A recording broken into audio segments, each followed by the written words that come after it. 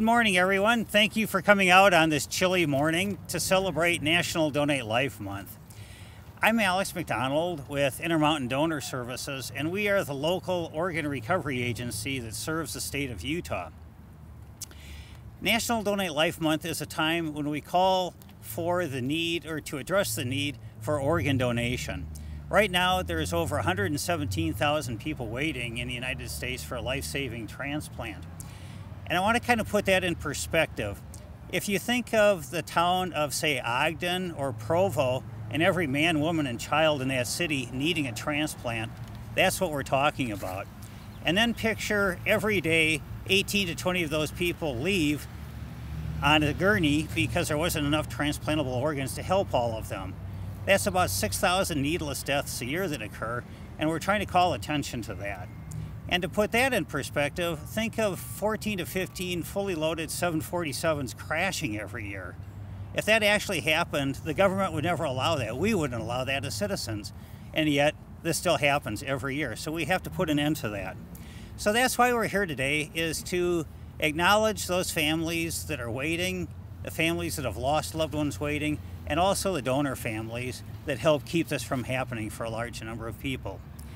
So to kick this off, it gives me great pleasure to introduce Mayor Becker, who wants to say a few words about how the city has participated as well with helping overcome the organ donor shortage. So Mayor Becker. Thank you. Thank you.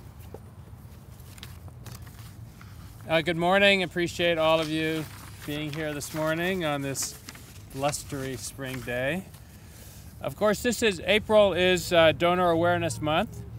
And as has been mentioned, in the United States, over 100,000 people are waiting for a life-saving transplant. And more than 6,000 people in the United States this year waited and failed in their efforts to receive a transplant and lost lives.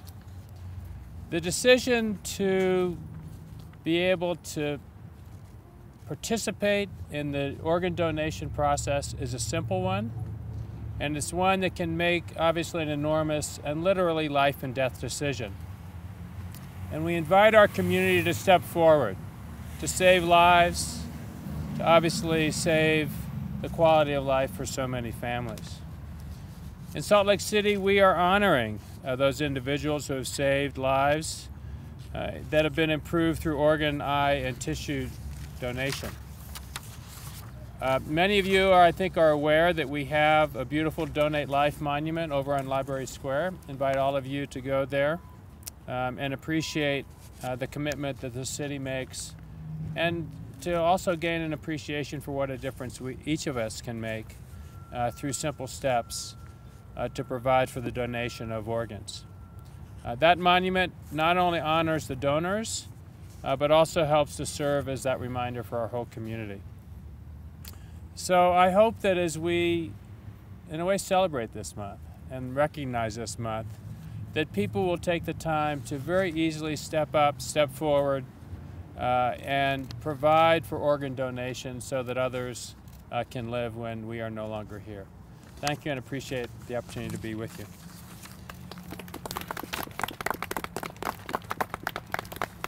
Do you want to step forward and introduce the other speakers? Next, I would like to introduce Valeria and James Franston.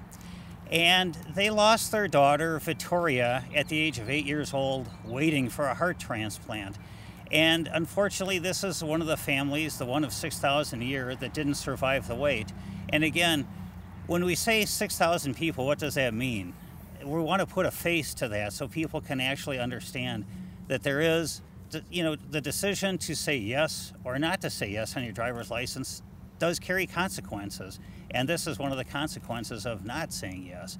And so I'd like to introduce Valeria and James Franston. Good morning. About 12 years ago, my husband and I welcomed our first child, a little girl named Victoria. She was born with neonatal Marfan syndrome. It's a connective tissue disorder that, in her case, affected her heart most severely, and then her eyes and her back. When she was about a year and a half, she underwent her first open heart surgery to fix her leaking valves. And after that, throughout her life, she bravely endured countless doctor visits and many back surgeries. She never let the physical challenges hold her back. She impacted everyone around her with her happy and very determined and stubborn personality. She was fluent as in Italian as she was in English, and her artistic abilities were well beyond her years. We often will find her sketching and drawing in her free time. She truly amazed all who knew her. July 2009 was the month that changed her life forever. That summer, she was scheduled for a preventative heart surgery to fix her heart. She was excited to have this surgery so that she would be all healed and healthy for her birthday coming up in August, and then ready to go back to school in September. Unfortunately, while in surgery, complications arose and things started to deteriorate. Half her heart had stopped working, and when it was certain that it would never regain full function, the only option to save her was a heart transplant. We waited and prayed for her heart for our daughter while she bravely fought to stay alive. It was absolutely heart-wrenching to pray for a heart for our daughter, fully knowing that the precious gift of life would have to come from somebody else's child. Somebody else's child will have to die. The critical wait turned from days into weeks. Exactly 1 week before her 8th birthday, Vittoria took a turn for the worse, and her battle to live came to an end.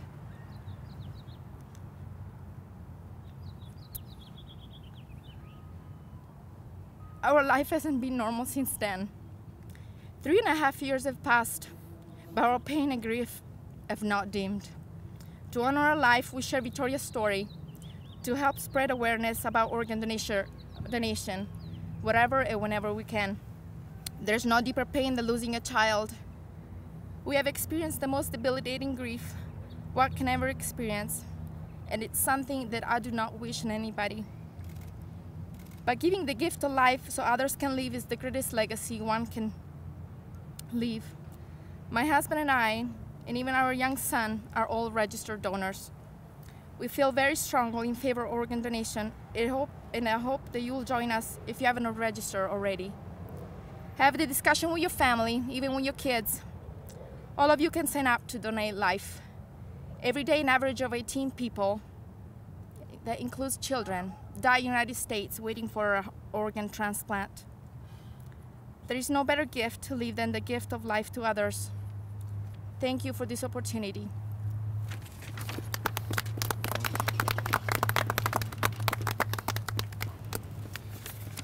Thank you again for the support for this wonderful cause that, of course, we're so much behind. I just wanted to take a couple minutes and talk about the ripple effect of losing a loved one. Of course, losing our daughter left an immense void in our hearts and lives. Nothing can ever fill this emptiness. Our lives were changed drastically as her parents. We obviously miss her and miss the hugs and the kisses and the soft little cheeks that she would nuzzle up against us as she embraced us. The holidays are not the same. There's always an emptiness there. And every day we're reminded that she's gone as we walk past her bedroom on the way to ours and see that it's unoccupied. She missed out on being a big sister to a little brother, and we often wonder what she would have taught him and passed on to him and her knowledge and experience. And it's not just us and our immediate family. I mean, her grandparents, her grandmother expresses the desire to be able to make homemade pasta with her and teach her how to cook Italian meals. Her grandpa would love to have had the opportunity to teach her how to ride a horse like he has the rest of his grandchildren. And the cousins and the friends, even watching a young lady still struggle with the loss of her best friend even 3.5 years later. It's a ripple effect. It touches many, many people's lives in the community. Our first exposure to organ donation in my family was years ago. I was a teenager. My dear cousin Meredith passed away as a result of a car accident right around her 16th birthday. And my aunt often took solace in the fact of some of the notes that were passed on to them from the recipients of her organs. "I'm so grateful for my new kidney," one said. "Now I can spend time with my kids and grandchildren." A man who received another kidney said, "Now I can go on scout trips with my son and work on the farm." The heart recipient expressed joy it brought him to be able to golf again, and would often tell his wife, "Meredith had the best golf game today." And every one of them that sent them notes always expressed it was a second chance at life. My Aunt Catherine told me, "Helping so many took the sting out of my tragedy. We highly recommend organ donation." And I watched that family as they were able to impact the lives of others through organ donation, and that was my first exposure to organ donation. Our mission now is to raise awareness so that other families that are waiting for organ transplants don't have to go through the grief and pain we had. And we encourage you all to have conversations with your families and friends, and encourage you all to register to be organ donors. Thank you.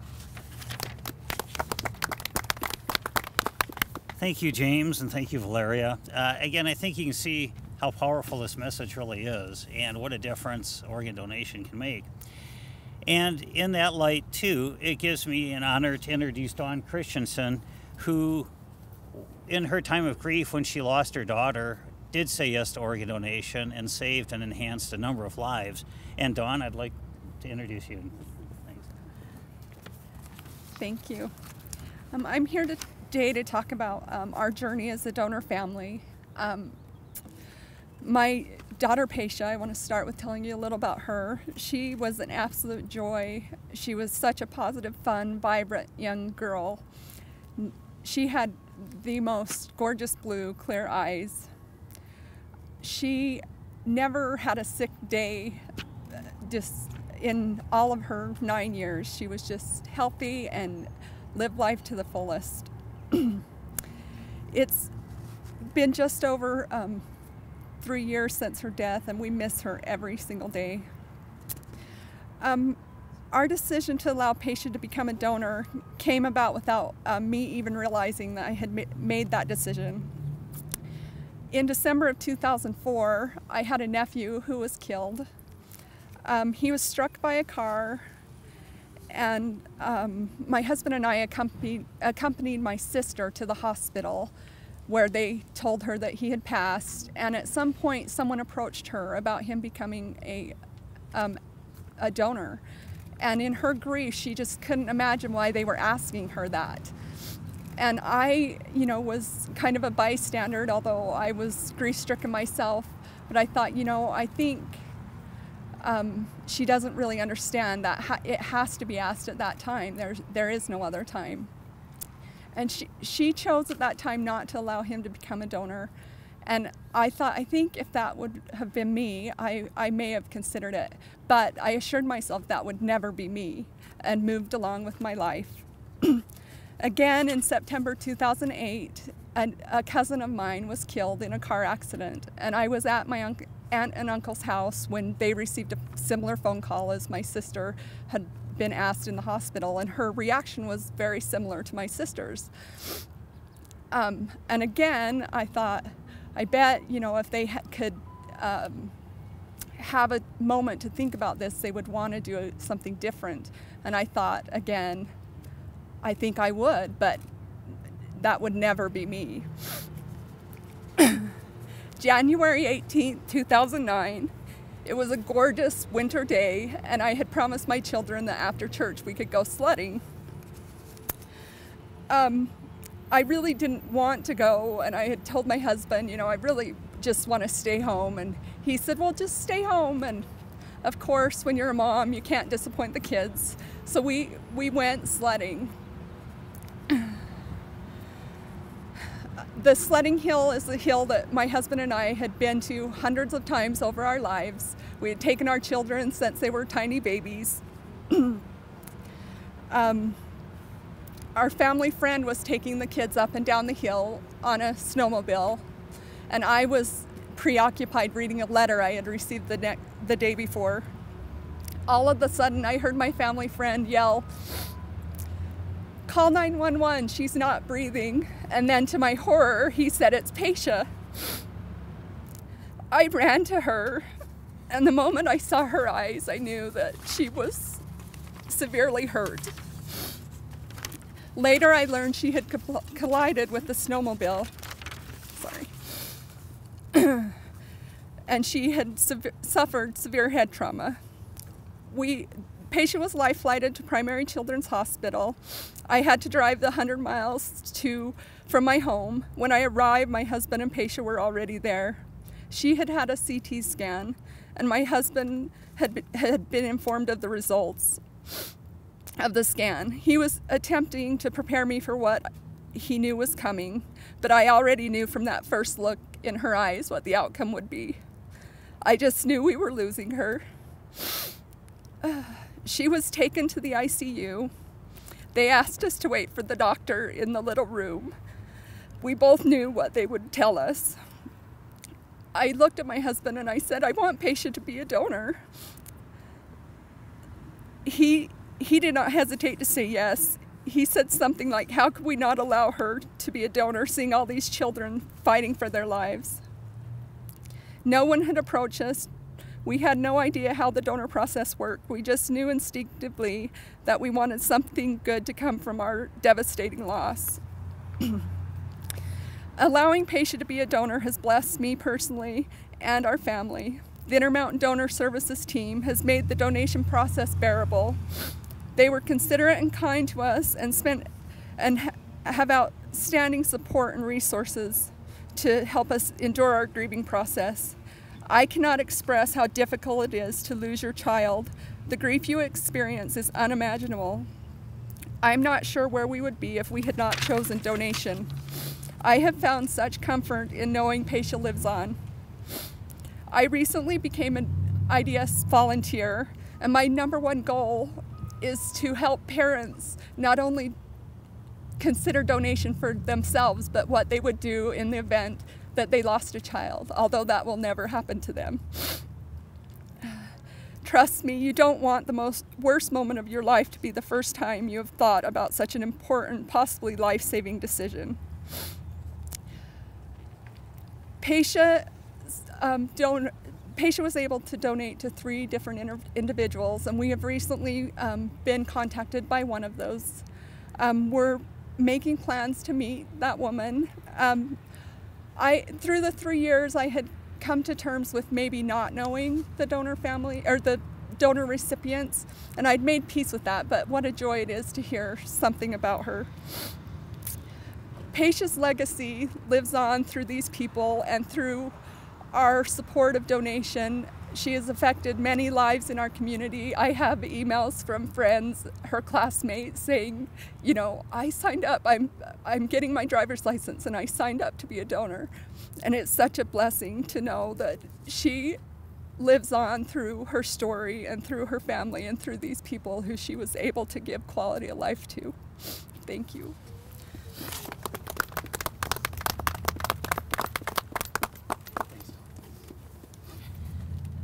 Again, as Dawn mentioned, it's good to have that conversation ahead of time so families understand what the decision would be and what kind of feelings they might have about donation, what the questions would be. So that way, if you think that question that you think you'll never get asked does come up, you can answer that. One thing I'd like to point out too is with Dawn, Valeria, and Diane, maybe if we can get the 3 of you together, they are volunteers in what we call the Mod Squad, and they're mothers for organ donation. And they've been wonderful volunteers to get out and spread the word, and again, to try and overcome the shortage of organ donation. So thank you for all of your work and this life-saving effort, so I appreciate that.